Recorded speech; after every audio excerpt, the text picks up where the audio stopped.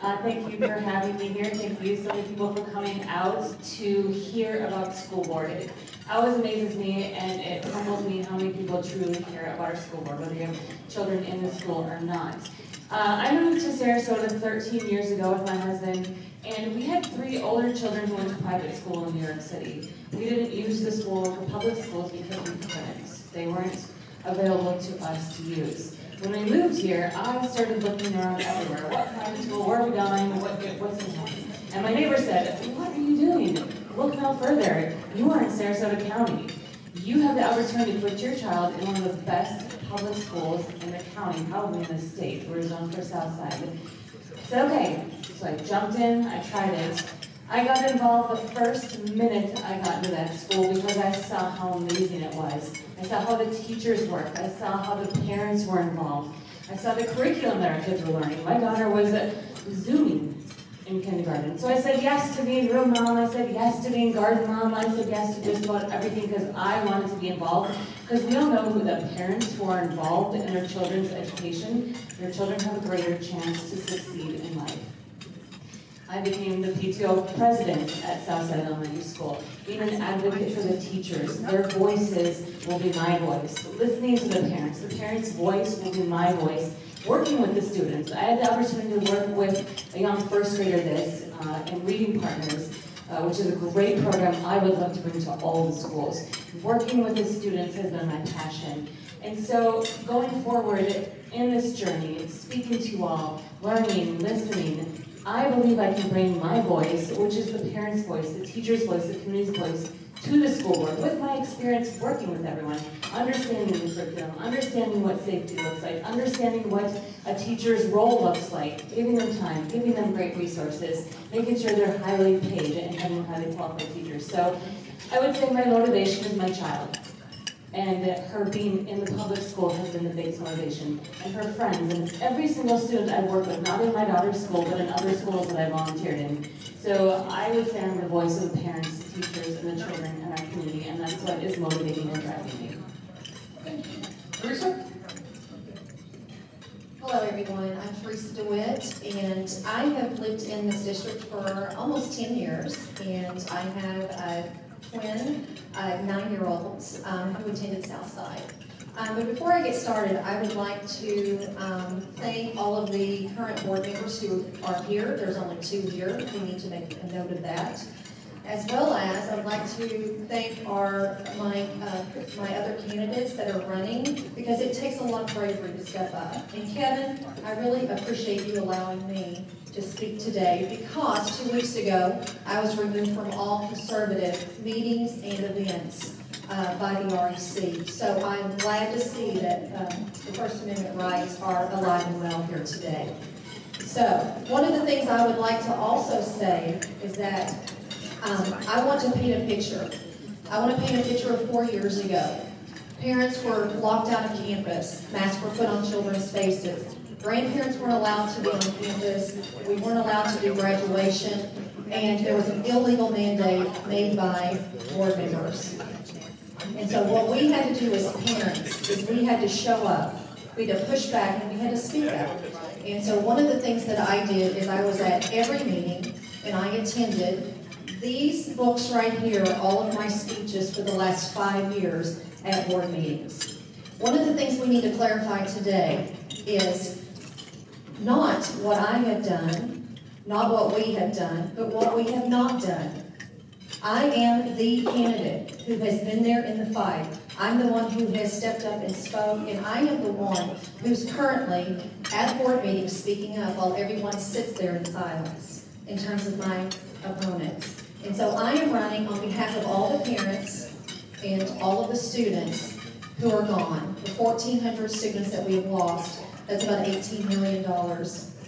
I'm also running for my twins who had ESC and IEP issues, and they were not able to, they were nonverbal, I'm sorry, and so they went to the Lilly School. And I worked with the school board while they were at the Lilly School, and then we transitioned to Sarasota School District. I am for public education, but I am also for parental choice. And I would also like to know today, we finally need to set the record straight. My opponents tend to make comments that maybe I don't have the right to run as a parent because I was forced to remove my student, or my twins. One of the things that everyone needs to know is that Mr. Connor and I have been working on a transition for my daughter. My son still has a very severe reading disability. So teachers have been cut, resources have been cut, behavioral staff has been taken out. And one of the things I want to do is make sure that we never, ever in this district get $43 million in the red on anybody's watch. I have not been endorsed by any political party, and I'm here just for the students. Thank you. Jimmy? I just want to thank everyone for coming out this afternoon. The reason I'm running is because I believe in public education. That shows that I have 4 kids who graduated Sarasota Public Schools. My daughter just recently graduated Booker High School about 2 weeks ago. So I believe in public education. I'm running because I believe the citizens of Sarasota believe that there's been a lack of leadership when it comes to the school board. When I've been going around, what I've heard is that they feel like they are not being listened to, and as a result, there has been a trust that's been broken here in Sarasota. I believe I'm the one that's going to be able to rebuild that trust.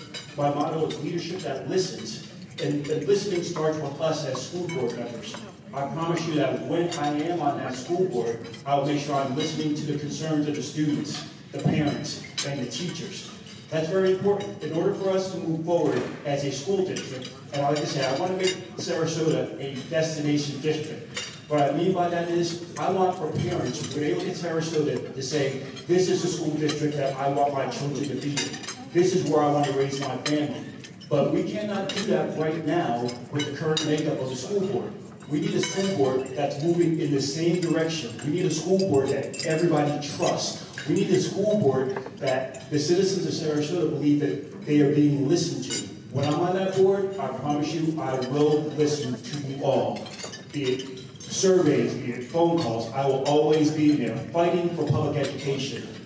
Unlike my opponents, I truly fight for public education. I believe in public education. I've shown it because all 4 of my children have been educated by the Sarasota Public Schools.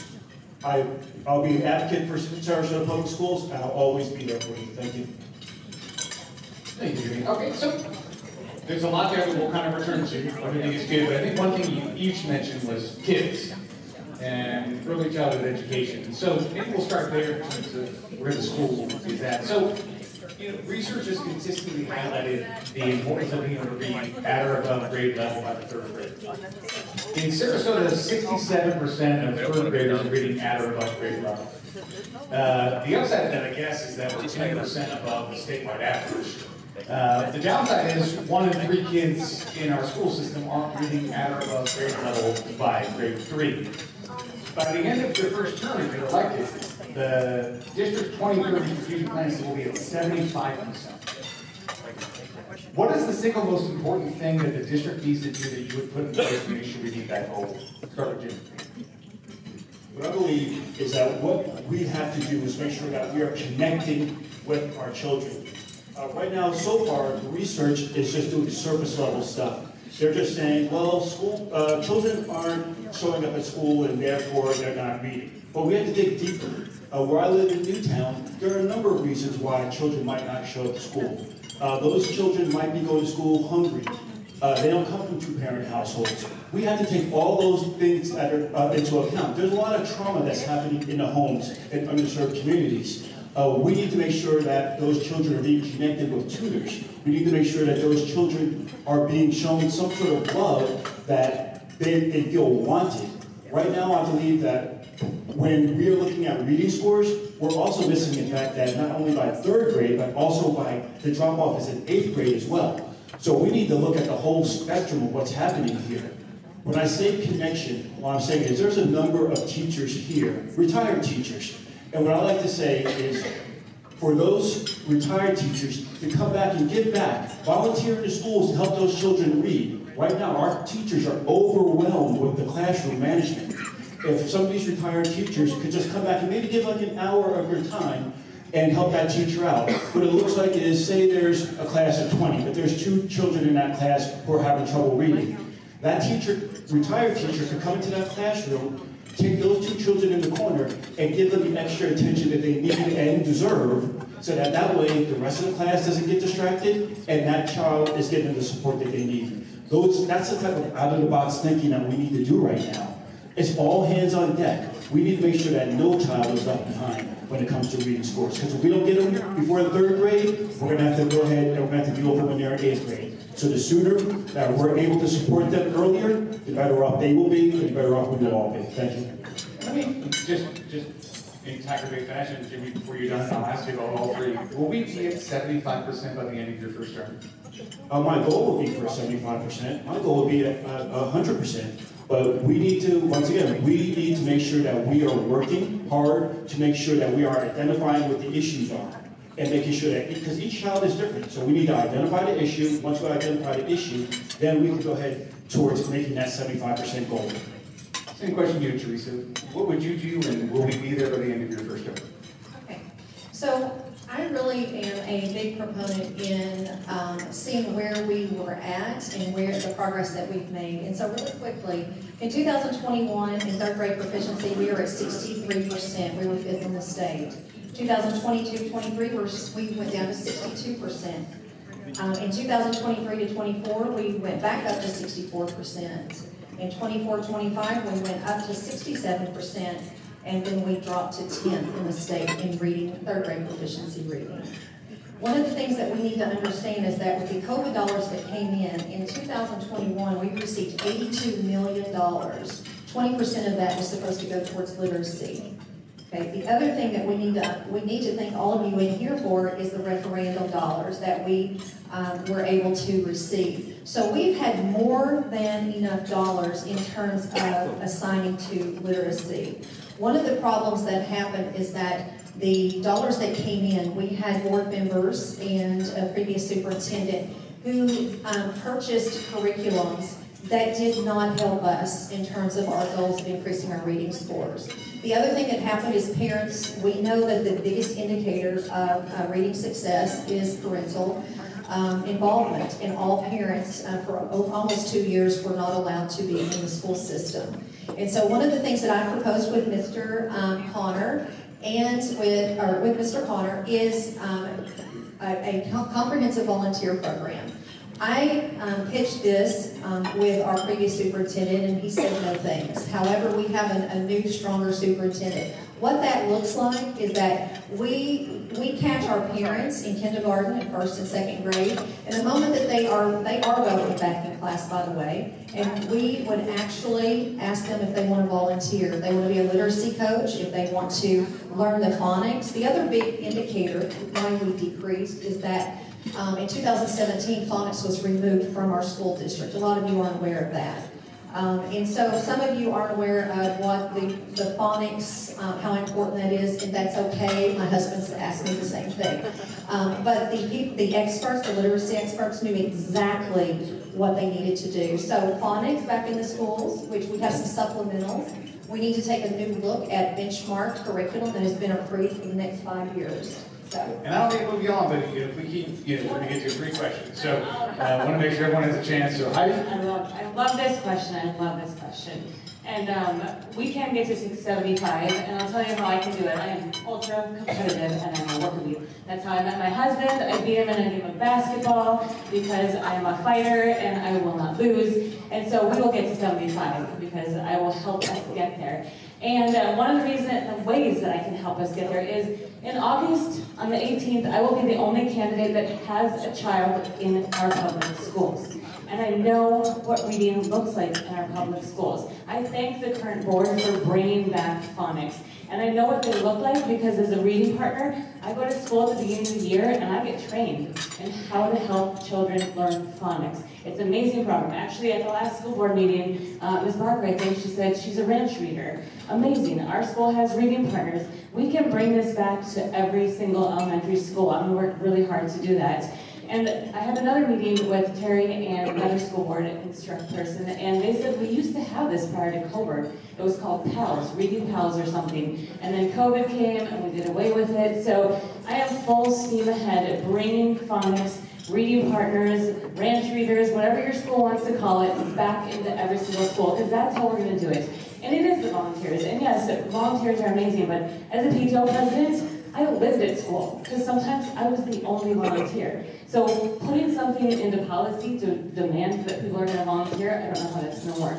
We need to appeal to parents that volunteering is putting time into the success of their students. We can't demand that they do this, but we appeal to them that these are great programs that will help not only their child, but the child sitting next to their child. Every student deserves a chance to read, to learn to read by 3rd grade, and we can get to that 75%, not just by parents, but by you, the community, retired teachers, grandparents. So that is my biggest focus, is literacy and bringing these programs to every single school, and I can do it because I'm in the schools and I know what it looks like. Let's stick with, thank you, let's stick with education for a second and move on to some other topics. So, and this is on the other end of the spectrum, this is high school seniors. So, Sarasota County High Schools had a graduation rate of 94.7% during the 23-24 school year, but at the same schools, the English language arts achievement rate was 67.8%, and the mathematics achievement rate was 66.3%. This is a phenomenon known as the graduation gap, where curriculum completion and standardized assessments have this big chasm between the two. Is this a problem for our students? Or are we adequately preparing our high school seniors for post-secondary education and careers? Yeah, sorry, I'm trying to show. Before I answer that, Kevin, I believe that we need to clarify from my opponent whether she feels that I have a right to stand or to file and be a part of the board. Because the board makeup right now only has one person who's in the district. So, yeah, I would really like that confirmed. We will, feel yeah, I have that's the fine. right. I'll make sure that happens. So one of the things that we need to make sure is that we have consistency across the board. And I'll be honest with you, I believe that the changes in our superintendent, we have had to fire the last 2 superintendents. And inconsistencies there in terms of leadership. We've had the board that has had turnover. And so I think that also too, the morale is very low, Kevin, in the school district. We just had to release, estimate 180 teachers. So right now, teachers need support in the classrooms, direct support, and they also need true leadership in terms of the curriculum that's chosen. Right now, some of the teachers are very upset because they're not able to be a part of the decision. And so we want to make sure that the teachers lead and that they're in the driver's seat because they are the experts. Jimmy? To address the question, when we talk about the drop-off as far as the math and reading scores, I've had 4 children go through the school system, so I've seen it from different ends. So I have a child who's amazing at math, and they did well in math. But when it comes time to take a test, sometimes the test-taking anxiety kicks in. So we need to take that into account when we're talking about our students achieving at a high level, but then when the test-taking comes, they achieve at a lower level. A lot of that is test-taking anxiety. So what we probably need to do with our high school seniors is making sure that when it comes time to take these tests, that they have the tutoring and the support available to them, because a lot of it is test-taking strategies. And I think a lot of our students do not go through a program where they learn how to take a test. There's a lot involved in the test-taking. As opposed to doing your homework, there are strategies, because there's time stress that comes to them as well. So I would address that first, as well as just really honestly just talking to the children, talking them through the process. Thank you. Heidi? Yeah, I think tutoring is extremely important, Jimmy. That's an excellent point. I also think that right now our curriculum sometimes is more of a teach-to-test type curriculum, and that doesn't fit all students. I would love to take another look and see, are our children retaining what they're being taught? Can we slow it down just a little notch and have them really retain, rather teach a subject, test a subject, teach a subject, test a subject. We really need them to retain, and maybe then when they're going into their testing, that knowledge has soaked in. Like I always say, and my dad said this to me, he was a teacher, and he said, be a sponge. Soak it all in. And so when they go and they're soaking all this information, and then they're squeezing it out and testing, like, is it really in there? So Curriculum is a big thing, and I think that we need to move away from teach to test to really teach to retain the information and knowledge. So I would love to look at that and why there's that gap there. Also, I do think tutoring is a really big thing, and I would love for us to be able to offer our students who are struggling some more of that physical education and tutoring help. Thank you. All right, we'll start with you on this. I want to jump onto something Teresa just mentioned, which is the elimination of some instructional positions here and certain financial issues that are going on with the county. And in the district's 25-26 budget book, it noted the primary fiscal challenge facing the district was expansion of the Family Empowerment Scholarship Program, with Sarasota County families utilizing a projected $45 million in scholarships for the school year. What is your opinion of the scholarship program? And within that framework, what would your message be to voters who are utilizing the scholarship? Well, the scholarship turns to something that I actually really support is choice. I am a big fan of school choice. I think parents should have the right to choose where their student goes to school. Not every child fits into a neat little box that is a school that they're zoned for. They might be creative, they might like the arts and science, they might be a Pineview, very highly motivated educational students. So I love that parents can choose what's right for their students. When it comes to the vouchers, I absolutely think the idea behind the vouchers was brilliant. It gave parents the right to choose even a private school education and put some money in their pockets to go to that private school. Is it broken? Yes. Do we need to fix it? Yes. That's not up to the board. The board can't vote to how to fix vouchers. That takes us going to Tallahassee and working with our legislatures how to fix this broken system. Vouchers shouldn't go anywhere, but it needs to be fixed. It needs to be for the people who need it. It needs to be tracked. We will retain some of our tax dollars if we have this broken system fixed. Teresa? Thank you for that question. So I think there's a lot of misinformation out there about the scholarship dollars. Florida has always stood strong on parental choice. And you, the taxpayers, and you've always generously funded our scholarship program. So one of the things that happened in 2020 is that in 2021 and 22, Governor DeSantis had to step up because boards were making decisions that were not in the best interest. Some board members were not making decisions in the best interest of our students in terms of school choice and as far as being able to choose what was best for their child. And so one of the things that we need to make sure as the free state of Florida, that we always put the parents in the driver's seat and that our education system wraps around the students instead of making the students wrap around a system. And that is one of the things I've been working in school districts for the last 30 years across the United States, probably 5 or 6 different districts with different superintendents. And we are really blessed in this state, not only by our governor, but also by all of you.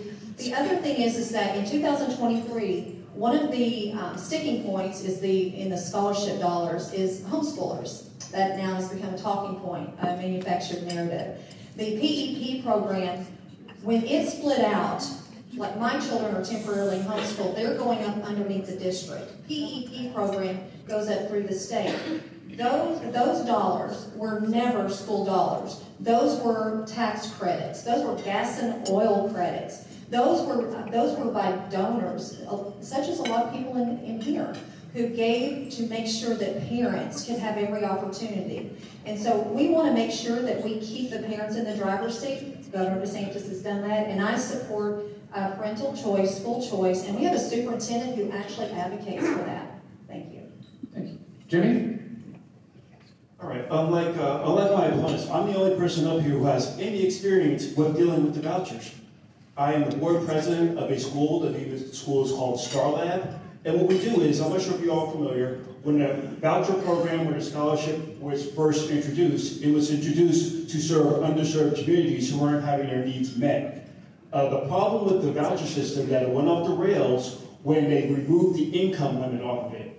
When they removed the income limit off the voucher system, do you realize now that 70% of the voucher usage is used by children who are already in private schools? That's what the problem is with the voucher system.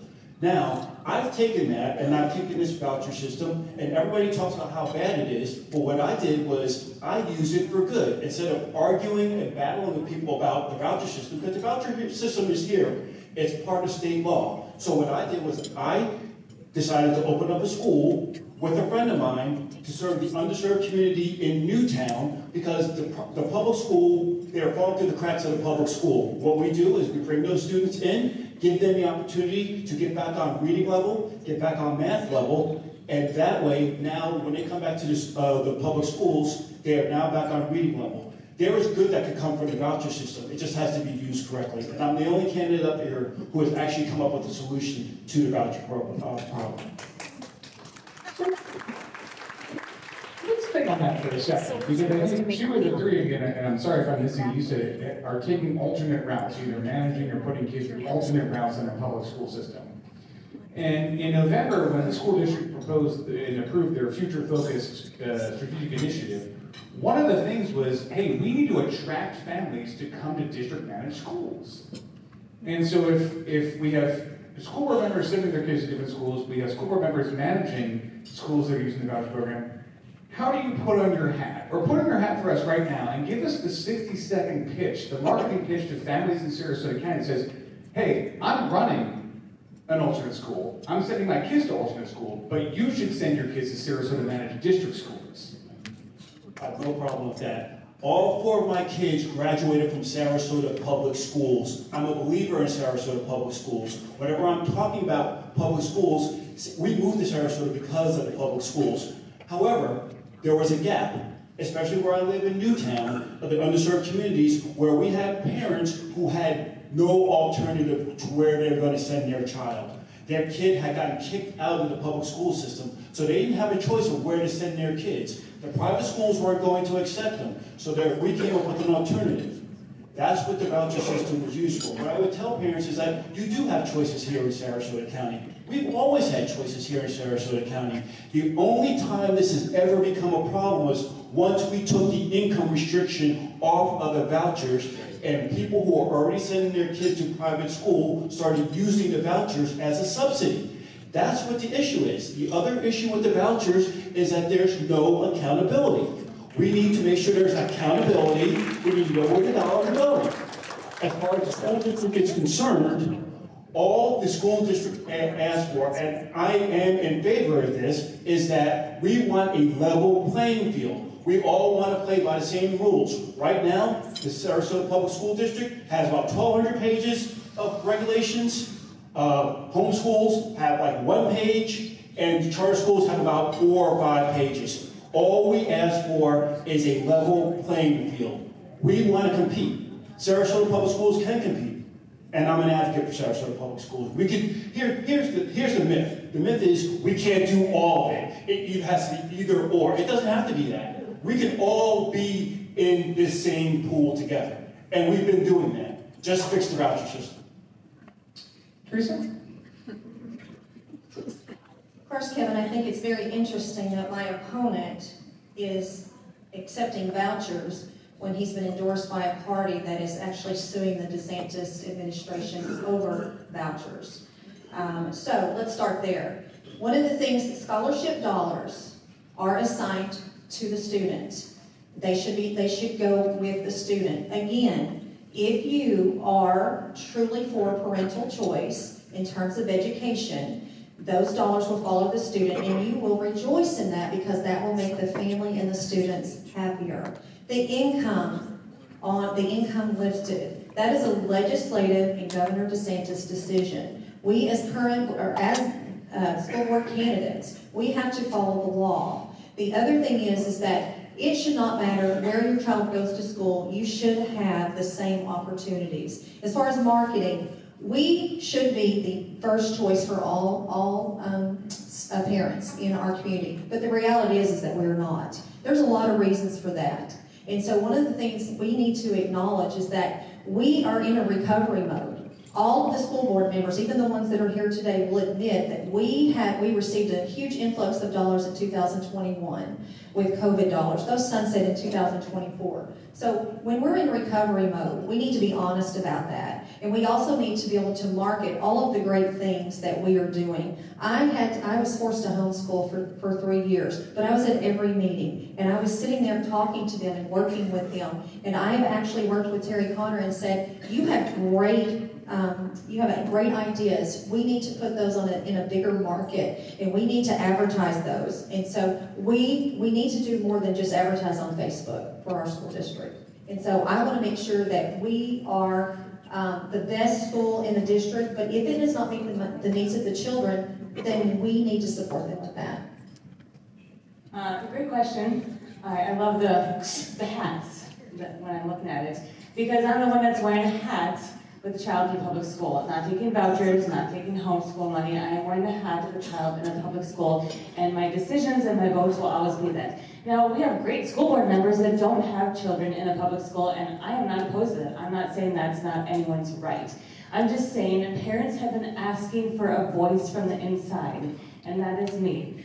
I've been talking to Terry, many conversations, and many school board members. I've sat down with almost every single one of them and had conversations about this great marketing campaign that we need to start. When Schools of Hope came in and we're going to take over our schools, our current school board acted so swiftly and started reimagining our schools, and that's exactly what we need. We made K-8s. I would love my school to be a K-8. It's wonderful, little, beautiful Southside Elementary School. Can't just go to K-8. It can't. So middle schools are terrifying. But they've done a great job reinventing the Gulf Coast Academy, sending kids who might be into engineering, cyber technology, robotics. They've put some of the schools, Wilkinson, saving Wilkinson and making it a K-8. So many parents in Wilkinson wanted this, and they answered, thank you, school board. They're bringing BizTown, which is going to teach our children civics and jobs, what the real world is looking at like, into Emma Booker. Our board is reimagining our schools, and I want to be along for the ride because I can see the marketing campaign, I can see what they're doing, and it's brilliant. When I moved here, like I said, my older children went to private school. I put my daughter in middle school, and quite frankly, before she entered kindergarten, the thought was always, okay, St. Martha's, maybe middle school, maybe somewhere else, because I was terrified of middle school. Every single parent is terrified of middle school. I don't care who you are. But our school board is reimagining middle school, making K-8 school. That's not scary. Bringing different opportunities in for our parents. We are going to market our schools, and we are going to keep our parents here. So thanks for the question. Thank you. So I'm going to ask a question, then I'm going to invite Tiger Red members to come up to the microphone and ask their questions again. As a reminder, you need to be a Tiger Red member to ask. And if you don't know if you're a Tiger Red member, you're not. You can graduate with 100%. So maybe this will be a little more simple. So, over the past it's probably always been a thing, but over the past maybe 6 years, amongst the community and school board members and parents, there's been this focus on the politicization and the polarization of the school board and what happens in meetings. And, the elections are nonpartisan, but both parties support candidates that are within their parties, and elected officials support candidates that are within their parties, and maybe to many it only seems nonpartisan and statute and on the ballot. Is there value to that, or should it just be a partisan race, and should we call it what it is, which is partisan politics being brought into the school system? I'd like to go back and address something my opponent made. She said that I was endorsed by some organization. I'd like for her to clarify what organization that would be. We can go back to that. I got two things to go back to. Yeah, no, I'd like clarification on that, because as far as I know, I am not endorsed by any organization that's going against Governor DeSantis. Also, I'd like to address the fact that she said something about me not having kids in school or something like that. I've got 4 kids who graduated public school here in Sarasota. My family is a success story here in Sarasota. I've seen this education. I'll give you time to close. Would you address the question? I mean, I'll give you time to close. I understand. No, go ahead. I just wanted to. Well, I actually don't want her to. I want to give you a chance to do that. I want to give you a chance to do that. I actually just want her to answer the question of what organization I'm being endorsed by. I got that. And then I also got the right to run question 2 towards the end. Don't worry. No, I got it. Try to run an orderly house here, you know? And I have an 11 and, or now 12 and an 8-year-old, so I'm well versed in this. But Jimmy, you can please start with it if you want to start with the questions. I'll start. Okay, please. Everyone knows that school board is supposed to be nonpartisan. We all know that, it's on our ballot, that's how we're supposed to. But anyone can go to Google and look up and see what party any of us are affiliated with. So, but that doesn't mean that we are going to bring that party to the school board. At least I won't. I am affiliated with the party, you can look me up. I have been supported by a party, and I'm proud of the support because they've stood by me. I also am the president of a PTO board that is made up of people from all different parties.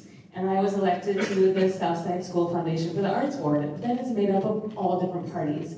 And when we get in our board meetings, somehow we are able to make decisions for the best of our students, our teachers, our staff, and our families. And I've heard from the school board members that they do the same thing behind closed doors. Yes, the board meetings sometimes look like a circus, but behind closed doors, I've heard from each and every one of them that they do work together. And with my experience on the board, that is exactly what I will do also. Put the politics aside and make the best decisions for our families. Of course, it's a political position, and people say there's politics in the school board, and yes, there might be. But I have the unity and the ability to bring the school board members together in unity and put the politics out of it, because that's what our parents want. That's what our teachers want. They want us to make decisions that are in their best interest every single day and not make it about politics. Teresa?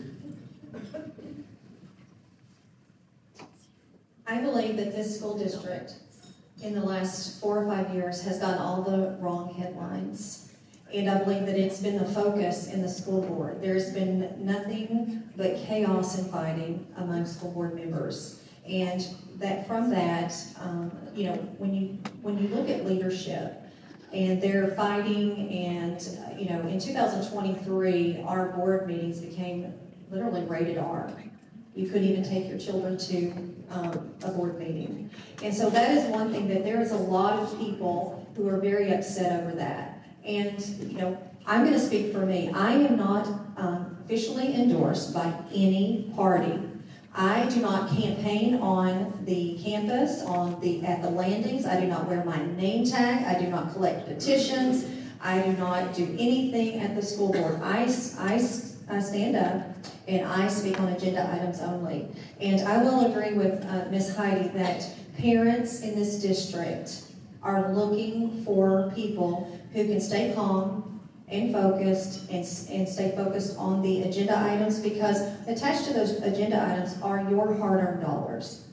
And that is one thing that I am going to always make sure of, that I keep politics out of the boardroom. From day one, on January 20th, I said, no politics in the boardroom, no politics in the classroom, no excuses, and I've stood by that. Thank you. Jimmy?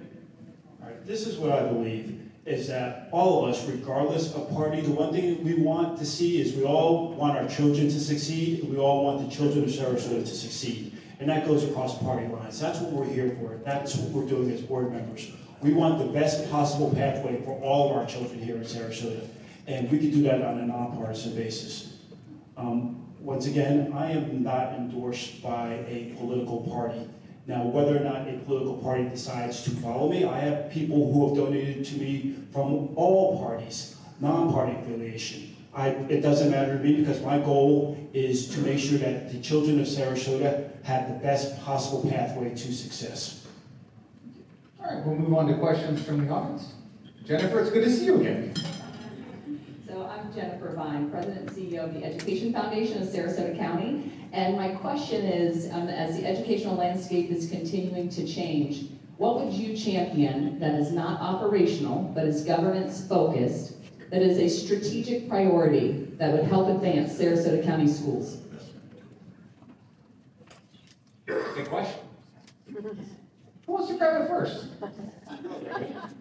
For me, I'm really big on college and career readiness for all of our high school kids when they're coming out. I believe that starting in the 9th grade, that there should be a semblance of a plan and a pathway so that when they graduate high school, that's not when they start thinking about what they want to do.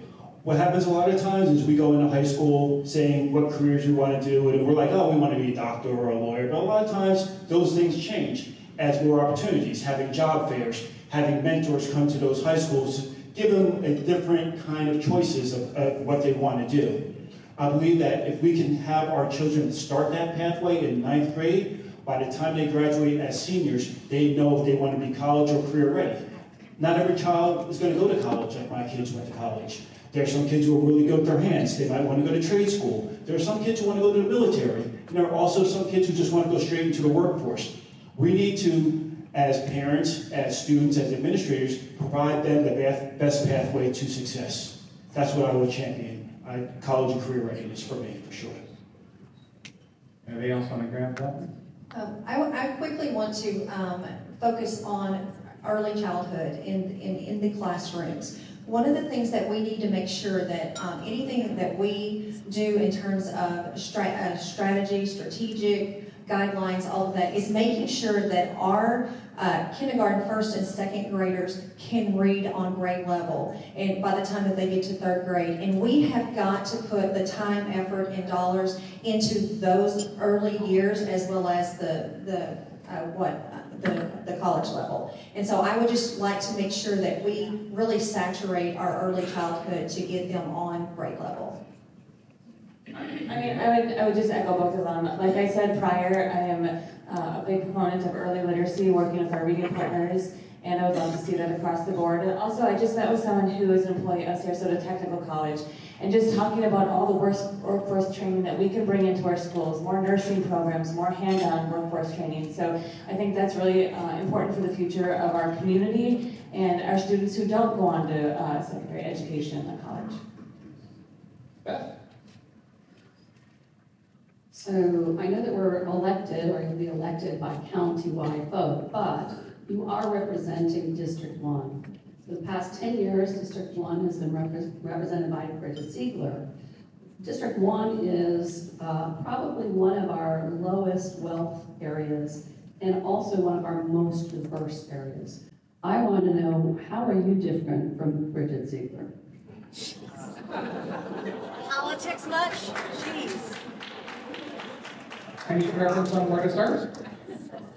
But it's not political. It's not political. Again, that question right there represents what we've been enduring in the boardroom, school boardroom, for the last 6 years. However, Thank you. what I will say is that board members who dedicate 10 years of their life, and they work with Governor DeSantis, and they create infrastructure that we're all going to inherit.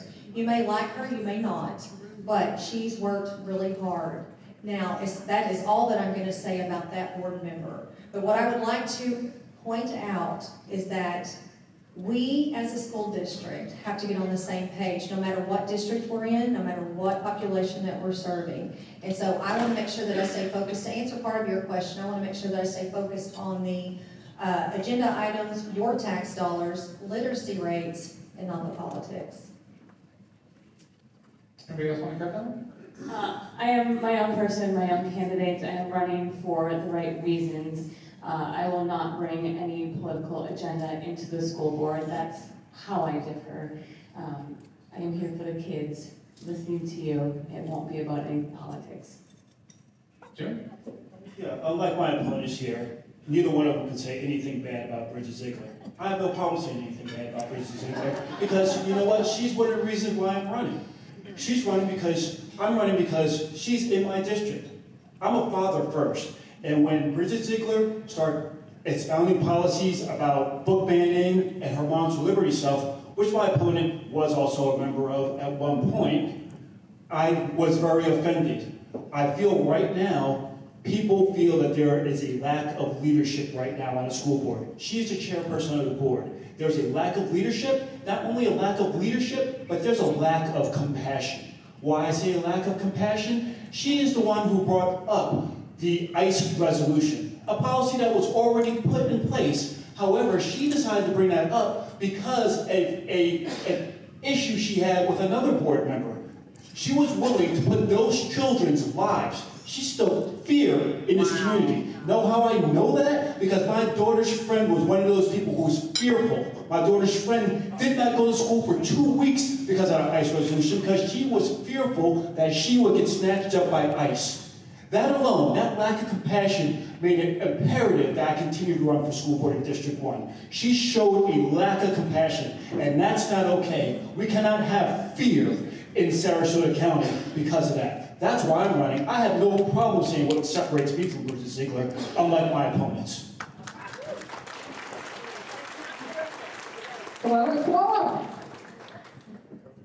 Hillary Galt, Tiger Bay member, 51-year-old with a 4th grader in public school.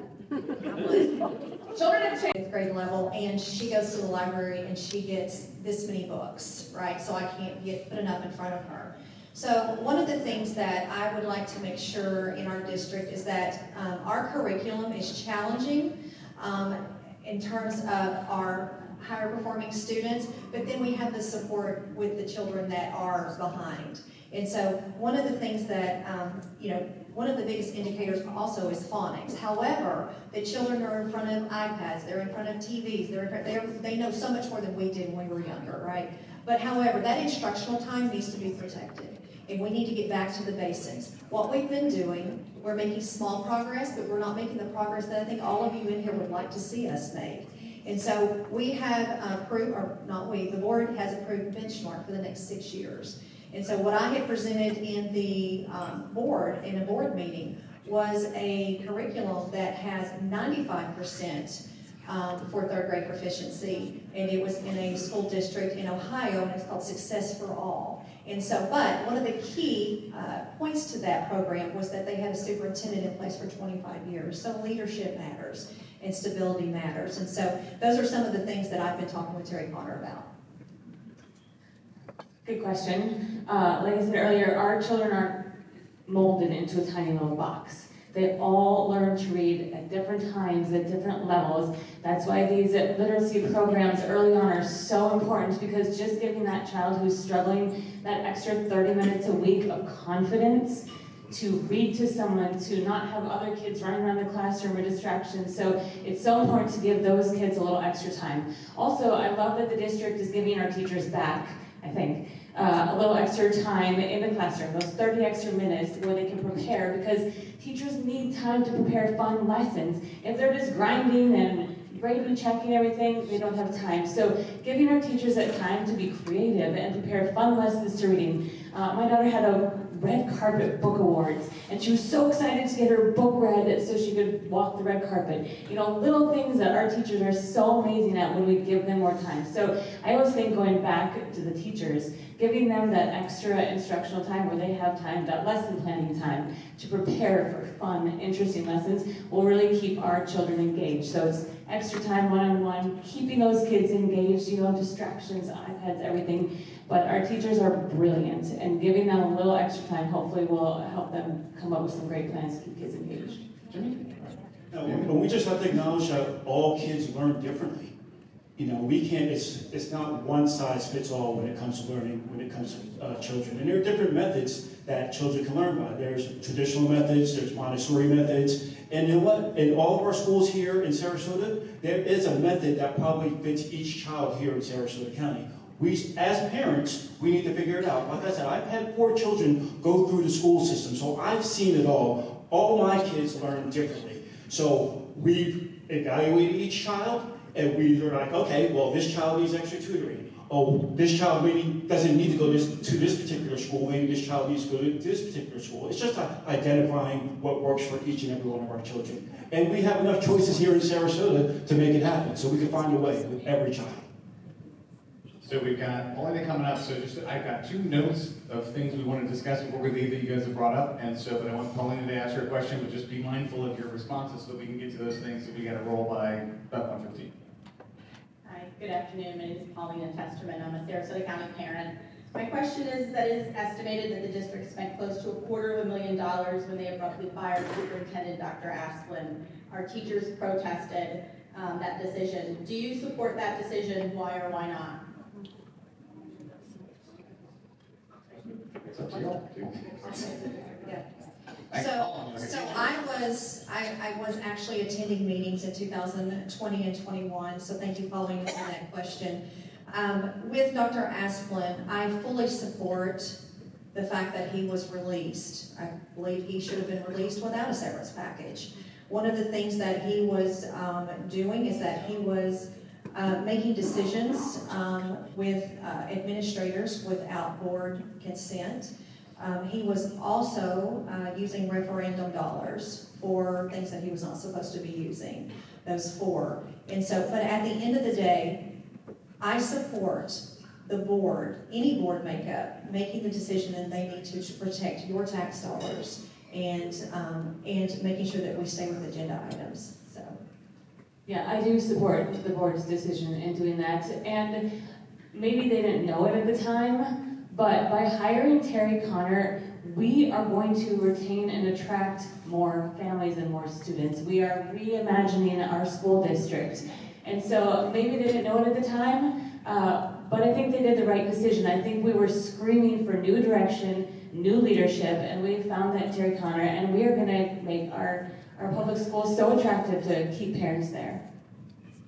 Jim? I believe the only reason people were screaming for that was because there was a culture war going on. The only people who were screaming for his dismissal were people who didn't like the fact of what was going on during that time.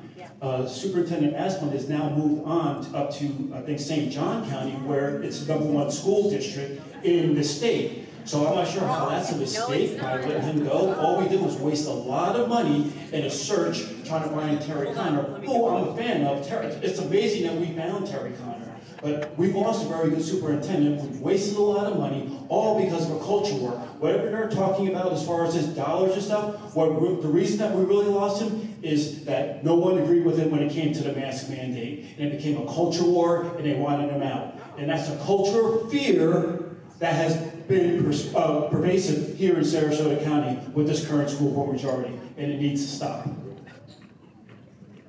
So, you'll have to excuse me if my notes are wrong, but I want to start with you, Teresa. You made a comment that one of your opponents, and I don't know which one, said you don't have a right to run. Can you give me a 30-second brief on that and allow whoever said that the chance to respond? No. And if I didn't get that right, I'm just like scribbling notes. I could have been wrong. No, what I would like to clarify, clarified by both of my opponents is the fact that any mom who was forced out of the district, who stayed engaged, who worked at the school district level, who worked with the school board, who worked with on the superintendent committee selection, with the SAC committee, and stayed engaged while I was working on my children's literacy rates, while the schools were basically in chaos. Does a parent who has been through that, should they be allowed to run for school board? And I keep hearing remarks about the fact that their student or their child is in the school district. I have an older daughter who graduated from public education. I am a public education Where are you hearing that? Like, where is that coming from? So when, Is that coming from one of these two? Yes. well, who are my opponents? Whoever just said it. Well, Okay, go ahead. self-evident, I guess, on the stage, but I don't know. Please, go ahead, Heidi. You can say yes or no. Has anyone here, raise hands, ever heard the saying, actions speak louder than words? I don't know. I think a lot of people have heard that before. She's put a lot of action. My point being is that anyone can run for school board, of course. It's a public servant. You are a public servant. If you're a member of this community, you have every right to run for school board. But parents are screaming for a voice in the school who has been there at ground zero. Not someone who gets up for 2 minutes and speaks at a school board meeting. Not someone who walks away. It's wonderful. We all make our decisions, but I have been there, I have served, I know what it looks like to represent our parents, our teachers who have children in the public schools. Everyone has a right to do it, but I am the person that is there each and every day supporting our teachers, supporting our parents, and supporting our families. That is the point I'm trying to make. Anyone has the right to run, but I have a child in public school. Jim, anything to add on? Yeah, I guess we found out who said that.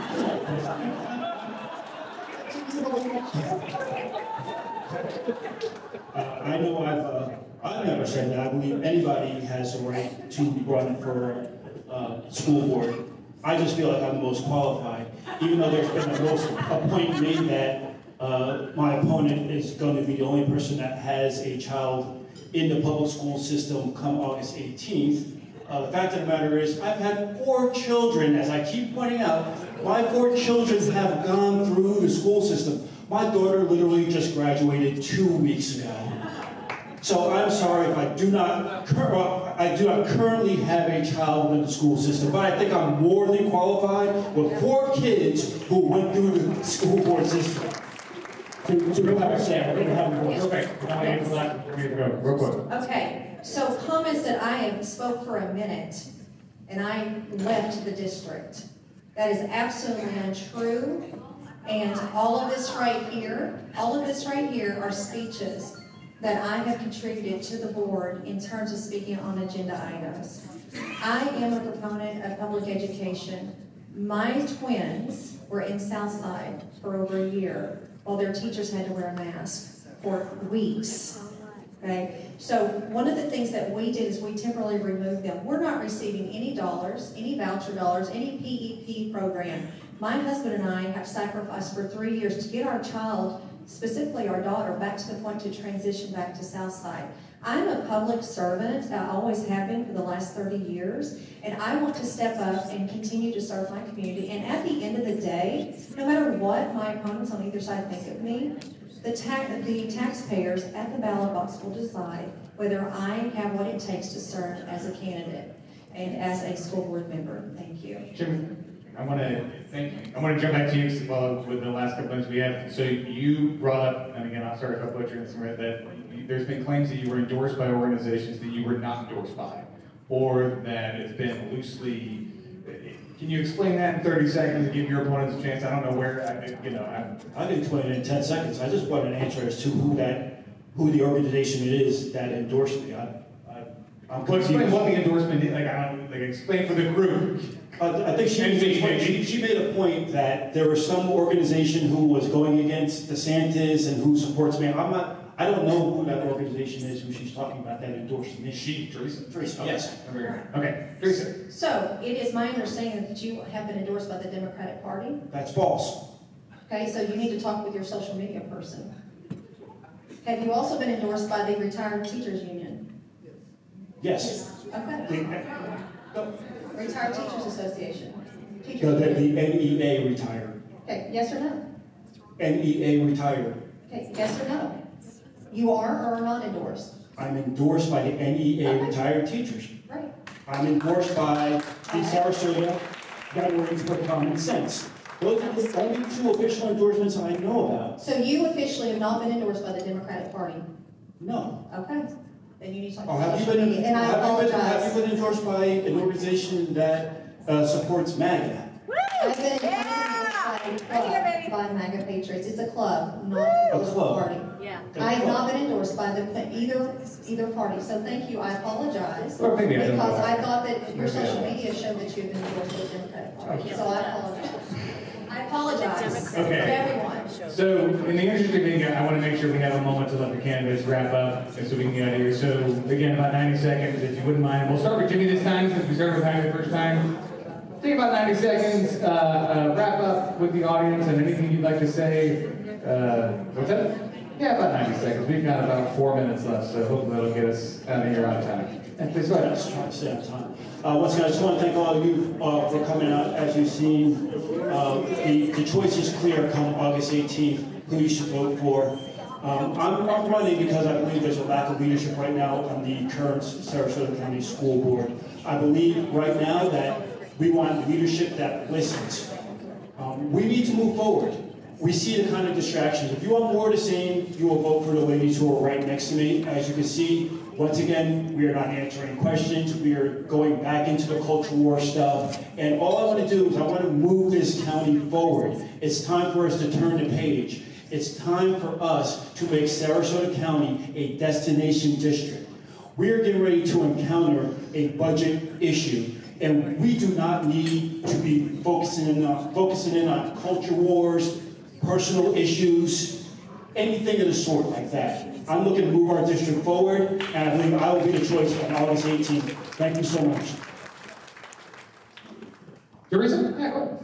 All right, thank you. So obviously our bios are on the table, but I'll be very brief. I have a bachelor's in business management and business law from the University of Maryland. I have a master's in community counseling and a master's in marriage and family therapy. I've been a therapist for 23 years. I'm very nonpartisan. I'm a public servant. I'm also a veteran that served during Desert Storm. I worked in about 5 or 6 education systems across the country, and I am a huge proponent of public education. One of the things when I moved to this community, I started attending board meetings while my children were at the Lilly School for Disabilities because I knew I wanted my children in this school district. I began working with the school board, with all school board members on both sides of the aisle. I did about a 1,000-hour research project on when all the COVID dollars came in. That's about $150,000 in consulting or research, however you want to frame that. I would never charge my district. One of my main concerns is making sure that my children are back in the school and that we do not have 1 in 3 children, or we do not have 32% of children who cannot read on 3rd grade level. That is unacceptable. And I feel that I have the strengths in business, sales, counseling, and education to be able to do that.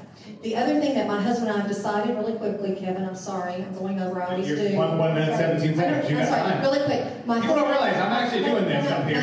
My husband, all right, Kevin, you're holding me up. My husband and I have been praying about this, and we are true public servants, and my husband has agreed with me that if you and taxpayers put me in that seat, we're going to be donating my entire 4-year salary to literacy and to bring back literacy coaches. And I've talked with Terry Connor about this. And so it's not a political stunt. There are people in this room that have heard me talk about this 5 and 6 years. Well, now you're taking advantage of me. So anyway, I'm sorry. I had to pull the heartstrings a little bit. But no, we've really decided that we're going to be donating all 4 years. And so that's about $200,000. So I'm hoping that will impact the literacy. Thank you. Hi.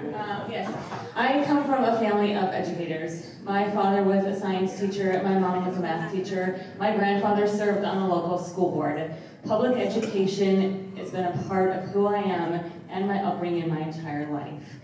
I am here to serve you. And not only in the school, I just walk up and decide I was going to run for a school board. I have been serving Teen Court. I have been serving Holiday House SRQ. I've walked with All Things Food Bank for Hunger. My husband and I have supported Robert Taylor over the summer when their funds dried up for lunches. We have been serving this community in many capacities for all children, for all students, for all families. And I want to continue to bring that service, to bring my ears, my eyes, and my voice for all of you to the school board. It would be an honor to serve for you the next 4 years. Thank you. That was only 54 seconds, so this is good. See, I'm doing this up here. Hey, please make sure to join us as we continue to do candidate forums throughout this election season, but please do not miss a chance to thank the panelists here for joining us today. Here we got 20 seconds.